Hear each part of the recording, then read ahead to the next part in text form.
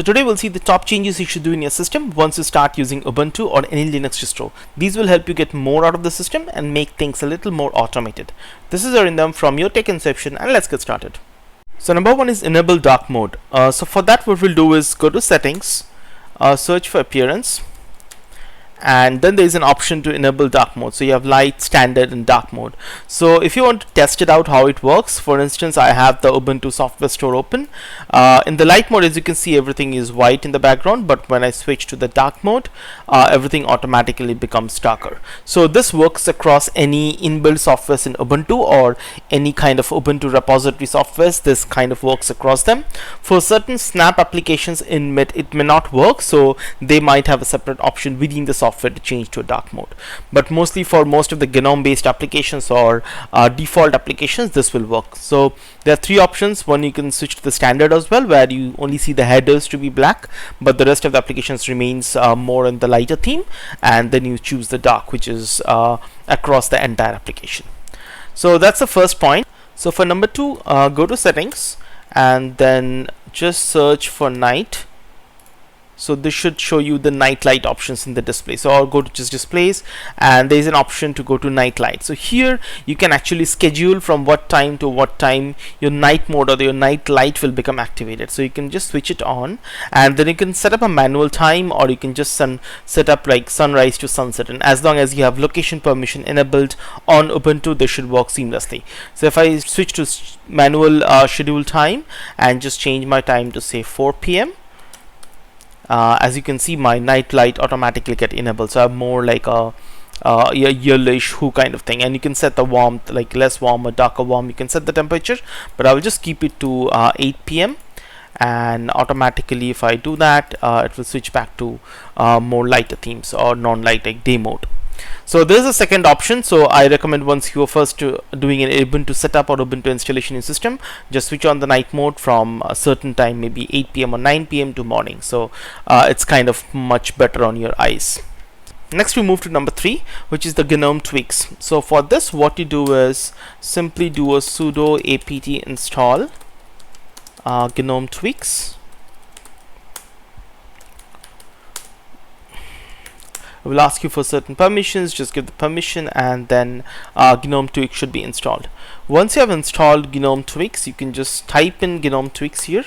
You'll open up the tweaks application. So in this particular tweaks application, now you can configure certain things. For example, if you go to the appearance, you can actually select what kind of themes you want, what kind of zoom adjustment you want. So my main interest is the window title bars. So here you can select what you can do. For example, let's open a taskbar here. Let's open a normal file manager here, and as you can see on the top, we have the minimize, maximize, and close button. You can actually configure and remove whatever you want. So if you do not want the maximize or the minimize buttons, you can do that. If you want all the buttons to shift it to the left, similar to how you have on a Mac, so people who are coming from Mac will probably be more familiar with their icons being on the left of the system, you can actually do that. So these kind of configurations, nitty-gritty details, you can actually do from within this title bar application.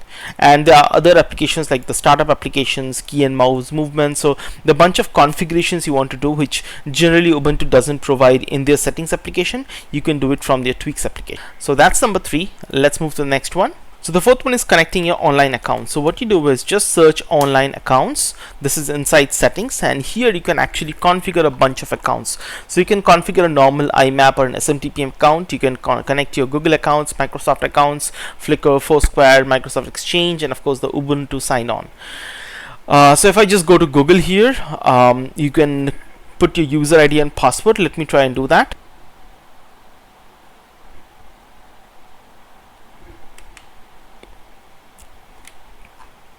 So once you provide your Google credentials, it will ask you to all kinds of permissions, and then you just click on allow.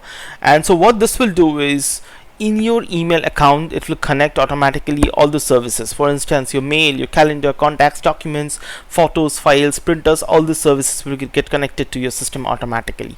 So I can remove like whatever I do not want, and these will get synced. So if I now open my calendar application, for instance, I can see all the events automatically in the calendar application. On the top right, you can see this three hamburger kind of menu. If you click on online accounts, you can see what is connected here, right?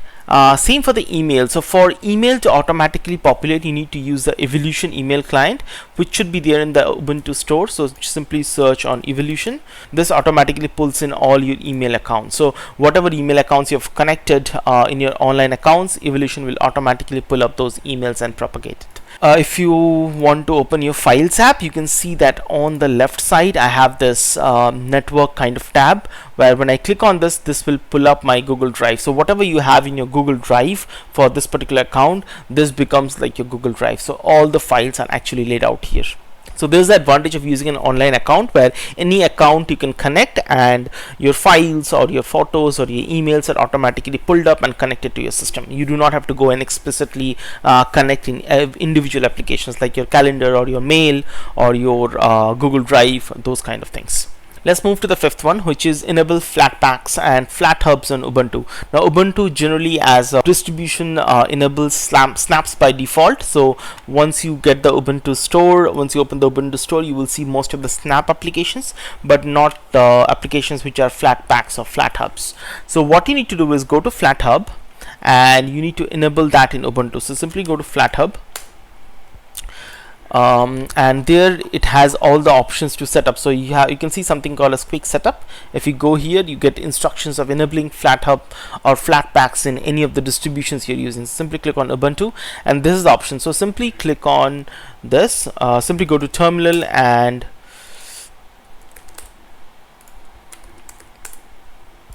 paste this. So this will install the Flatpak for you. Once you have installed the Flatpak, so this is for the latest version of Ubuntu. For legacy Ubuntu versions, you have certain other instructions. We don't need to do that. And then all you need to do is enable the Flat Hub repo. So that way it gets connected to your Ubuntu repo. So now I'm done. Now we have enabled Flat Hub in Ubuntu and we should be able to search and install apps from Flat Hub. Next is moving the dock to a more preferred location. So if you are coming from Mac or if you used Mac before, you will see that the Mac dock is on the bottom and not on the left. Now that's a very simple thing to do in Ubuntu. What you can do is just go to settings and go to appearance, and then you have an option to move your dock. So here you have an option to auto hide the dock or move the dock to a particular position. So I can simply do a bottom and the dock moves to the bottom. You can even set the icon size of the dock what you want, like you can make it bigger or smaller, and you can auto hide the dock as well. So if I now go and open file manager, the dock is hidden. If I move my mouse to the bottom, it will come up, and if I take my mouse up, it will get hidden. So this will auto hide the dock when not in use. So you can just enable this feature and put it where you want. You can put it in the left, right, bottom, anywhere. And if you're using Pop OS, it comes like the Cosmic version of Pop OS comes with the default dock, which has a ton of other options as well. And so you can probably try out those distros as well.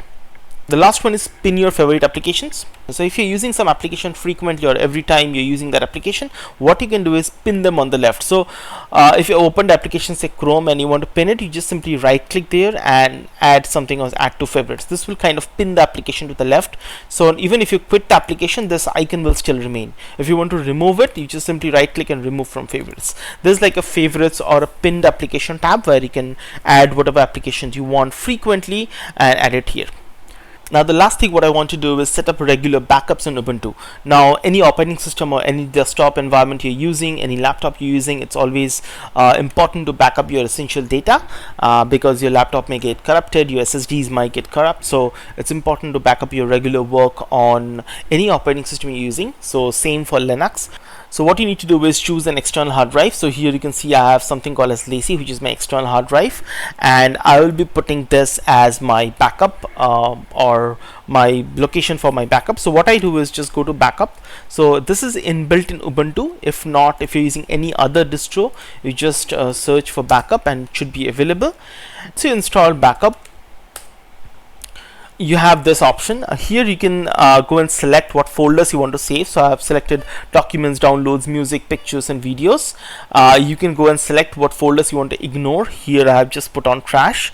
You can even, instead of selecting these folders, you can put your entire home as well, but that is something I don't want to do, because I don't want to carry forward all the libraries and everything when I'm doing a backup. So I just want my data, and that's what I've chosen here.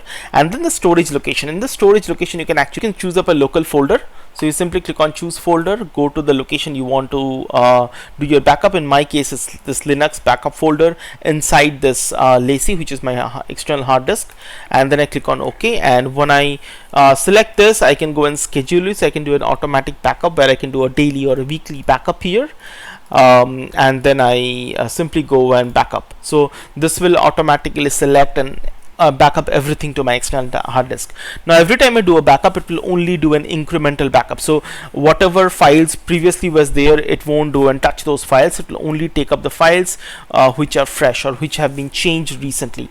So it will go and pull up and back up those files itself.